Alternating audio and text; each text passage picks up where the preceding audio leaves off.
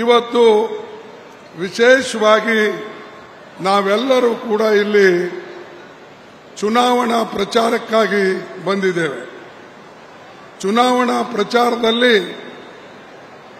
ನಾವು ಕೆಲವು ನ್ಯಾಯಗಳನ್ನು ನಿಮ್ಮ ಮುಂದೆ ಇಡಬೇಕು ಮತ್ತು ಕೆಲವು ಕೊಡುಗೆಗಳನ್ನು ನಮ್ಮ ದೇಶದ ಜನರಿಗೆ ನಾವು ಕೊಡಬೇಕು ಅಂತ ಹೇಳಿ ಇಲ್ಲಿ ನಿಮ್ಮೆಲ್ಲರಿಗೆ ಹೇಳಬೇಕು ಅನ್ನತಕ್ಕಂಥ ದೃಷ್ಟಿಯಿಂದ ಬಂದಿದ್ದೇವೆ.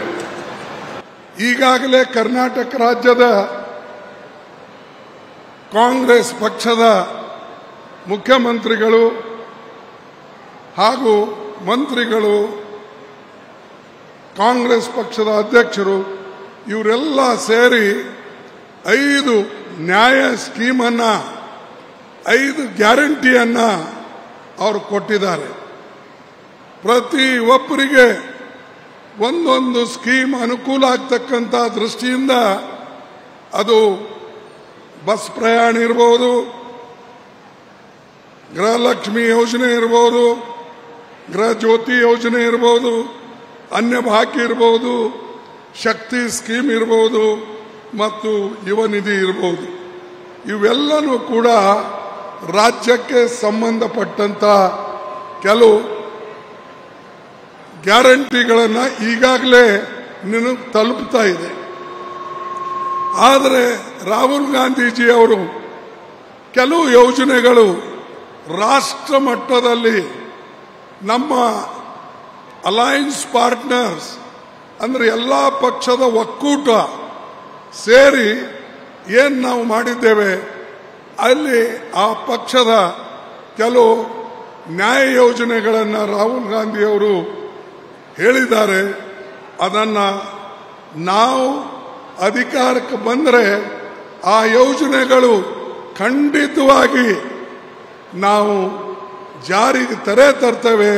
ಯಾವ ರೀತಿಯಾಗಿ ಕರ್ನಾಟಕ ಸರ್ಕಾರ ತಂದಿದೆ. ಬಂಧುಗಳೇ, ನಮ್ಮ 5 ನ್ಯಾಯಗಳಿವೆ, 25 ಗ್ಯಾರಂಟಿಗಳಿವೆ. ಮೊದಲನೇದಾಗಿ ನಮ್ಮ ಮಹಿಳಾ ನ್ಯಾಯ, ಹೆಣ್ಣು ಮಕ್ಕಳಿಗೆ ಪ್ರತಿ ವರ್ಷ ಅವರ ಅಕೌಂಟ್ನಲ್ಲಿ 1 ಲಕ್ಷ ರೂಪಾಯಿ ಕೊಡ್ತಕ್ಕಂಥ ಯೋಜನೆ ನಾವು ಹಾಕಿದ್ದೇವೆ. ಇಡೀ ದೇಶದಲ್ಲೇ ಯಾರೂ ಮಾಡಿಲ್ಲ.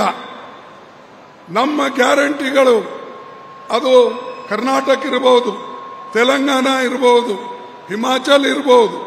ಅದೇ ರೀತಿಯಾಗಿ ಇಡೀ ದೇಶದ ನಾಗರಿಕರಿಗೆ ಈ ಒಂದು ಮಹಾಲಕ್ಷ್ಮಿ ಯೋಜನೆ, ಮಹಿಳಾ ನ್ಯಾಯ ಈ ಯೋಜನೆಯನ್ನ ನಾವು ನಿಮಗೆ ಕೊಡ್ತಾ ಇದ್ದೇವೆ.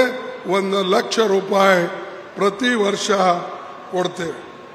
ಎರಡನೇದು, ಯುವಕರಿಗೆ 1 ಲಕ್ಷ ರೂಪಾಯಿ ಕೊಟ್ಟು ಅವರಿಗೆ ಟ್ರೈನಿಂಗ್ ಕೊಟ್ಟು ಮತ್ತು ನೌಕರಿಗೆ ಯೋಗ್ಯರಾಗತಕ್ಕಂಥ ಕೆಲಸವನ್ನ ಮಾಡ್ತೇವೆ. ಅವರಿಗೆ ಪ್ರತಿ ತಿಂಗಳ 8,500 ರೂಪಾಯಿ ನಾವು ಕೊಟ್ಟು ಟ್ರೈನಿಂಗ್ ಕೊಟ್ಟು ಅಪ್ರೆಂಟಿಸ್ಶಿಪ್ ಕೊಟ್ಟು ಅವರಿಗೆ ಎಲ್ಲರಿಗೂ ಕೂಡ ಅನುಕೂಲ ಮಾಡಿಕೊಡ್ತೇವೆ. ಅದೇ ರೀತಿಯಾಗಿ ಸಾಲ ಮನ್ನಾ, ರೈತರ ಸಾಲ ಮನ್ನಾ ನಾವು ಮಾಡೇ ತೀರ್ತೇವೆ. ನಾವು ಅಧಿಕಾರಕ್ಕೆ ಬಂದರೆ ಖಂಡಿತವಾಗಿ, ಹಿಂದೆ ಸೋನಿಯಾ ಗಾಂಧೀಜಿ ಅವರು ಚೇರ್ಪರ್ಸನ್ ಇದ್ದಾಗ, ಮನಮೋಹನ್ ಸಿಂಗ್ ಅವರು ಪ್ರಧಾನಮಂತ್ರಿ ಆಗಿದ್ದಾಗ ನಾವು 72,000 ಕೋಟಿ ರೂಪಾಯಿ ಸಾಲ ಮನ್ನಾವನ್ನ ರೈತರದ್ದು ಮಾಡಿಕೊಟ್ಟಿದ್ದೇವೆ.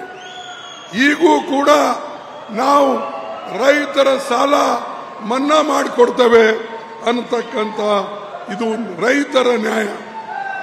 ಆಮೇಲೆ ಶ್ರಮಿಕ ನ್ಯಾಯ, ನಮ್ಮ ಕೂಲಿಕಾರರಿಗೆ ನಿನ್ನೆ ನಿಮಗೆ ಗೊತ್ತಿದೆ ಒಂದು ಕಾರ್ಮಿಕರ ದಿನಾಚರಣೆ ಆಯಿತು.